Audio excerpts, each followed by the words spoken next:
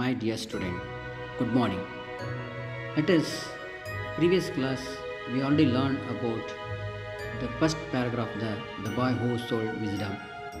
Now I will going to read second paragraph. One day Babu, a rich merchant's son, happened to pass by and heard the wisdom seller hawking his wares. Wisdom, wisdom of all kinds.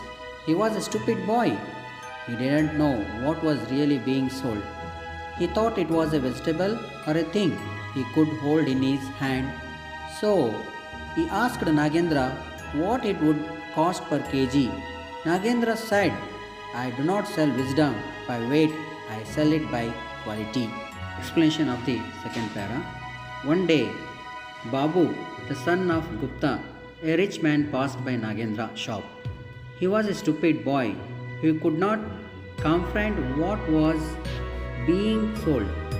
He thought that it was a vegetable or something that he could hold in his hand.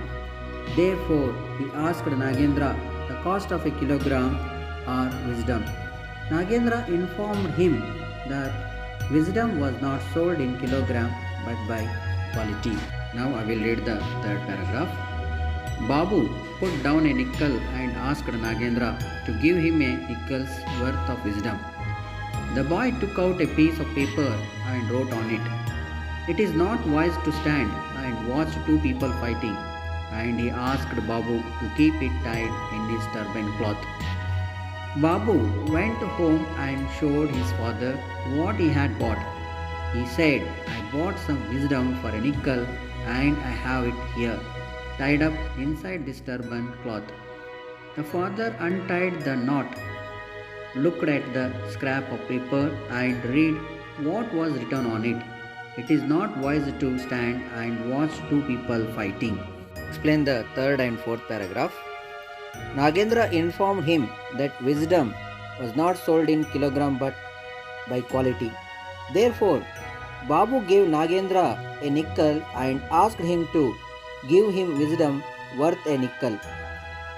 On a piece of paper, Nagendra wrote that it was unwise to stand and watch when two people were fighting. Babu was asked to place the piece of paper in his turban lest he lost it. Fifth and sixth paragraph. He was furious. He screamed at his son, You fool, paying a nickel for this nonsense. Everyone knows you should not stand and watch two people fighting. Then he went to the marketplace and stormed into Nagendra's shop and scolded him soundly. You scoundrel, you have cheated my son. He is a fool and you are a cheat. Return the nickel or else I will call the police. Nagendra said, If you don't want my goods, you can return it. Give me back my wisdom, and you can have your money back. Gupta, the merchant, threw the scrap of paper at the boy and said, There, now give me back my money. Nagendra said, No, you have not given me back my wisdom. You have only returned the paper. If you want your money back, you will have to sign a document saying that your son will never use my advice and that he will always stand and watch people fighting. The passers-by supported Nagendra, so Gupta readily signed the document and took his money. He was happy that it had been easy to undo his son's foolish bargain. Explain the fifth and sixth paragraph. At home, Babu informed his father about his purchase. The father was furious with his son. Furious means children? Very angry, isn't it?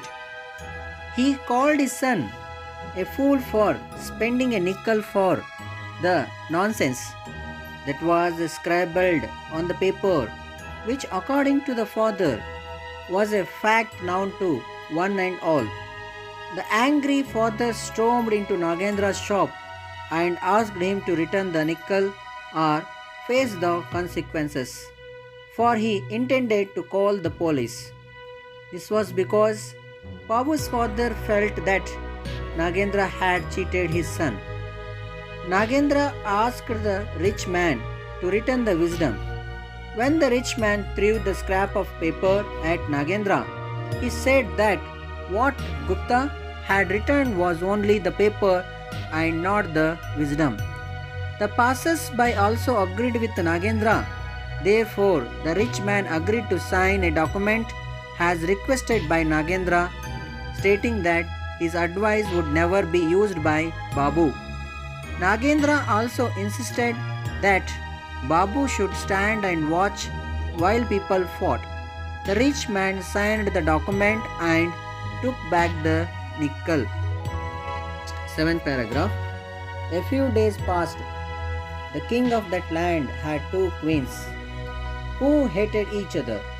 So did their maids. They quarreled as bitterly as their mistresses. One day, each queen sent her maid to the market. The maids went to the same shop and both wanted to buy the same pumpkin. There was only one pumpkin, so they began to quarrel. Their abuses and gestures were so fierce that the grocers fled the place. Babu, who happened to be nearby, remembered his father's contract with Nagendra and went there to watch the quarrel. The maids fought, tore each other's hair, and came to blows. One of the maids noticed the merchant's son and said, "You be my witness. She struck me." The other maid cried, "You have seen with your own eyes who struck whom. You are my witness. She has hit me so many times." Then they remembered other errands and went their ways. Explaining the seventh paragraph. A few days later, Babu saw two maids of the two queens fighting in the marketplace over a pumpkin. As both the queens were bitter enemies, so were their maids. They lost no opportunity to exhibit their hatred wherever possible. Their argument went to such an extent that they started pulling each other's hair and giving each other blows. Babu, who was standing close by, was asked by both the maids to be their witness for all the blows and violence that they had indulged on each other. The maids then, remembering other errands, went their ways. Reading the 8th and 9th paragraph. The two maids went to their queens and told them about the quarrel, adding all sorts of colorful details. The queens were now furious and sent complaints to the king. Each of them sent word to Babu that he was the witness on her side. If didn't speak in support of her, she would have his head chopped off. Babu was in a panic. When his father heard of this, he too was in a panic. Finally, the son said, "Let's go and ask Nagendra. He has wisdom to sell. Let's see what he has to say to get me out of this scrape." So, father and son went to Nagendra, who said he would help, but the fee would be 500 rupees. Gupta said him the money, and Nagendra said, "When they call you to court, pretend to be insane. Behave as if you understand nothing of what they say." 9th paragraph. Next day, the king called the witness. He and his ministers asked Babu various questions, but he wouldn't answer any of them. He merely babbled and uttered nonsensical syllables till the king lost his patience and drove him out of the courtroom. Babu was delighted by the success of the ruse. He told everyone about Nagendra's great wisdom, which soon became a buzzword in the marketplace. Explaining the 8th and 9th paragraph. The maids reported to the incident to their respective queens with additional colorful details. The furious queens asked the king to sort out the matter. The maids then sent word for Babu to be their witness. They threatened to have his head chopped off. He failed to support them. Babu was disturbed, and so was his father when he heard the news. Unable to find a solution to the problem themselves, they both decided to meet Nagendra. Nagendra offered them a solution for a fee of 500 rupees. The advice he gave them was that Babu had to pretend to be insane in the court of the king. During the court proceedings, Babu faked insanity. He gave either no answer to the questions that were asked or he uttered some nonsensical syllable. Till the king lost his temper, the enraged king drove him out of the court. The delighted Babu now informed everyone about the success of his ruse. The greatness of Nagendra's wisdom became a buzzword in the marketplace.